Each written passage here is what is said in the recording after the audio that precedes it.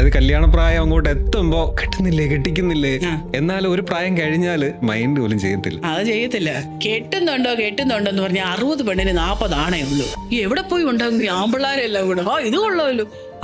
40 ആമ്പിള്ളാരില് നല്ലൊരു ശതമാനം ആളുകൾ വെള്ളം അടിച്ച് നടക്കുക, അല്ലെ വേറെ എന്തെങ്കിലും കഞ്ചാവായിരിക്കും. അതിൽ തന്നെ ഒരു നല്ല ശതമാനം ആളുകൾക്ക് കല്യാണവും കഴിക്കണ്ട എന്ന താല്പര്യം. They would like to just enjoy their life. അപ്പൊ ആരുമില്ല.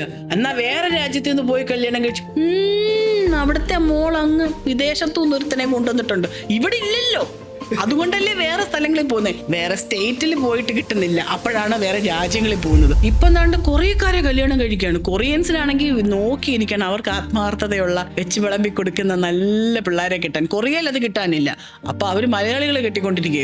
ഇപ്പൊ ഈ ചോദ്യത്തിനൊരു പ്രസക്തി ഇല്ല. ഈ കല്യാണം കഴിക്കുന്നില്ല എന്ന് ചോദിച്ചാൽ, കല്യാണം കഴിക്കുന്ന ഒരാളെന്റെ കയ്യിലുണ്ടെന്ന് പറഞ്ഞാലും വേണ്ടുവല്ലായിരുന്നു. ഇത് കല്യാണം കഴിക്കുന്നില്ല എന്ന് ചോദിക്കുന്നവർ തിരിച്ചങ്ങോട്ട് ചോദിക്കണം, ഉണ്ടോ ആള്, കാണിക്കുക, ബാക്കി കാര്യങ്ങൾ നമുക്ക് ചെയ്യാം എന്ന് പറയത്തില്ല. അപ്പൊ അങ്ങനെയൊക്കെ ഡീൽ ചെയ്ത് വിടുക എന്നല്ലാതെ ഇതിന് വേറെ പ്രത്യേകിച്ച് വലിയ മാർഗമൊന്നുമില്ല. അടയ്ക്കാൻ വലിയ പാടാണ്.